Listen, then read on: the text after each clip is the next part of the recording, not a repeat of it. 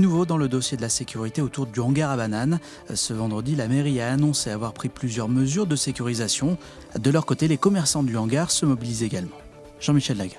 La grue jaune sera désormais une zone sous surveillance. Ce sont les commerçants du hangar à bananes qui l'ont décidé et qui en assumeront les frais à compter du 1er décembre. Ils placeront ici 3 agents de sécurité le week-end de minuit à 5 h du matin. Une première mesure très concrète pour enrayer les problèmes de sécurité sur cette zone de passage entre la pointe de l'île de Nantes et le centre-ville. C'est une zone qui est mal éclairée, c'est une zone où il n'y a pas beaucoup de présence policière la nuit, il y a beaucoup de retours, pas beaucoup de présence policière, donc on est effectivement très loin, on est à peu près à 1 kilomètre de la partie, je dirais, cantine du voyage et hangar, et donc c'est par là que tout se passe, quoi. De son côté, la ville de Nantes promet une amélioration de l'éclairage sur cette zone dès le mois de janvier. Des coffres de bouées supplémentaires également, des postes de secours pour la protection civile et les veilleurs de soirée et confirme l'installation de 8 caméras de vidéosurveillance d'ici septembre 2018. Autant d'éléments obtenus par ces 5 étudiantes reçues ce vendredi matin par le maire, Johanna Roland, les 5 auteurs de la pétition dénonçant l'insécurité sur cette zone, pétition signée par plus de 16 000 personnes en seulement 3 semaines. Elles vont maintenant se tourner vers la préfète pour lui demander un renforcement de la présence policière sur cette pointe de l'île de Nantes.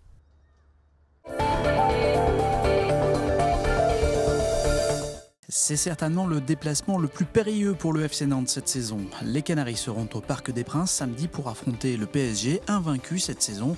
Un rendez-vous que les hommes de Claudio Ranieri abordent sans pression. Adrien Godet. Les défenseurs nantais devraient avoir beaucoup de travail samedi au Parc des Princes. Le PSG dispose en effet actuellement de l'attaque la plus prolifique en Europe. Pas de quoi, semble-t-il, faire frissonner la 3e défense du championnat. Non, j'ai pas peur. Je pense qu'aucun autre défenseur n'a pas peur. C'est un match très agréable pour tous les défenseurs qui jouent contre Cavani, Neymar, Mbappé. C'est très important pour nous aussi. Et voilà, j'espère que j'arrive là-bas et fais des bonnes choses, que je peux faire un grand match aussi. Une sérénité bien moins flagrante chez les supporters. Ils le savent, à domicile, l'ogre parisien a remporté tous ses matchs en inscrivant en moyenne près de 4 buts par rencontre. Déjà, de marquer un but, ça serait déjà bien. Ce match nul, c'est peut-être un petit peu... Oh, ça serait trop... Ça serait bien, mais je crois que... Non, j'y crois pas là. Hein. Si perdent, on va pas trop leur vouloir parce qu'on sait qu'en face c'est gros. Mettre 2 buts devant le but nantais, et voilà la solution lancée dans un sourire par Claudio Ranieri. Conscient de l'ampleur de la tâche, le technicien italien a un plan de bataille. Je veux que mon joueur joue libre. Et je veux voir mon équipe tranquille, bien déterminé. Donc j'insiste surtout sur être très compact. Pour la motivation, je suis tranquille. Si je dois motiver mon joueur qui va jouer contre Paris, il doit changer le vestiaire. Et il en faudra pour réaliser l'exploit. Et les Canaries ne se sont pas imposés au Parc des Princes depuis 2002.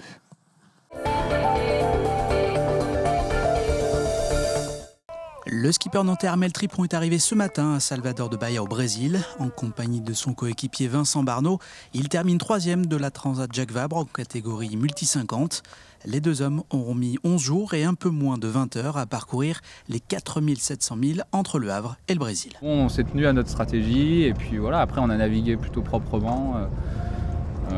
Voilà, on a moins poussé que les 2 premiers parce qu'on n'a pas leur expérience et c'est vrai qu'on était toujours à se dire putain là il pousse fort et tout le temps et c'est vrai que dans la mer formée. Et voilà, on n'a pas encore ce niveau de jeu quoi. Donc voilà, mais je trouve que bon, on est à notre place, hein, c'est bien. Ce samedi en Brière débute Festiconte, un rendez-vous comme son nom l'indique autour du conte sous toutes ses formes. Plusieurs conteurs internationaux seront au rendez-vous. Particularité, une partie des représentations se fait chez l'habitant. Depuis de nombreuses années, on a fait le choix de faire du conte chez l'habitant. On trouve que c'est plus convivial. Chacun apporte un petit quelque chose à grignoter ou à boire. Et après le conte, eh bien, il y a un partage qui est très intéressant et qui pour nous fait partie du conte. Parce qu'on a d'autres idées, des échanges, enfin c'est très intéressant. Donc cette année, il y a des conteurs qui sont d'assez proches, comme par exemple Caroline Avenel, qui est d'Avessac, mais il y aura aussi un conteur africain et puis d'autres personnes encore. Chaque année, on essaye d'avoir d'autres gens.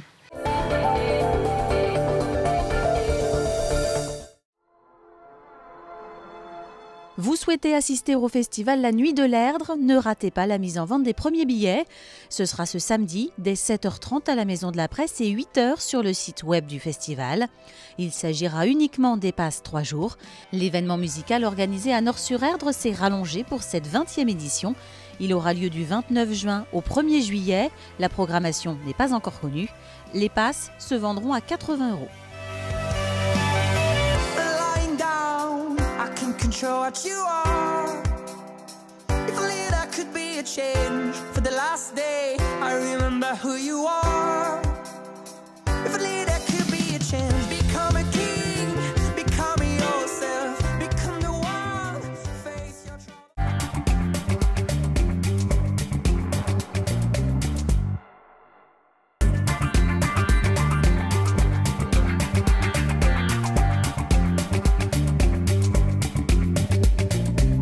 La candidature de la France est celle qui est portée par Bernard Laporte. On le voit bien, elle est aujourd'hui construite autour de la défense du rugby amateur en France et notamment sur toutes les répercussions financières qui vont en découler et qui, on espère, retomberont vers le rugby amateur, vers les bénévoles et de pouvoir faire en sorte que ce sport se structure et permettent à l'équipe de France d'être dans un niveau, par exemple, qui n'est pas celui d'aujourd'hui, mais pouvoir avoir des formations et apporter le rugby à l'école. Ce n'est pas encore assez le cas aujourd'hui et c'est une volonté de Bernard Laporte. Donc tous ces événements, c'est la deuxième Coupe du Monde seulement que l'équipe de France organise. Ces événements sont très forts pour le rugby et à mon avis vont apporter beaucoup pour le rugby en général et pas seulement le rugby professionnel.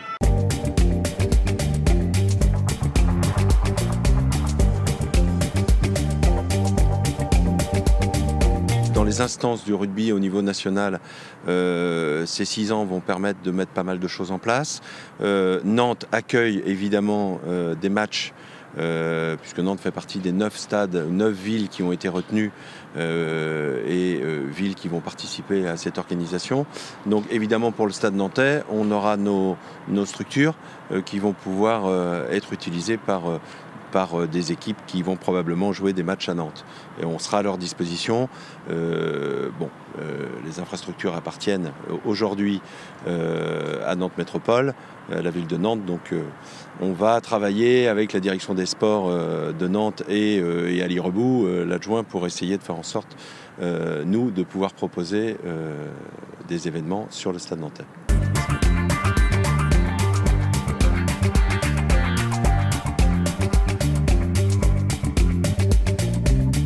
C'était l'euphorie, c'était des beaux matchs à la Beaujoire, et ça reste la Coupe du Monde de rugby, des événements particuliers, des événements qui font amener des familles dans les stades. Donc moi, ce qui me reste de tout ça, c'est la convivialité, c'est la fête, et puis c'est ce côté un peu cosmopolite où on voit toutes ces nations du rugby.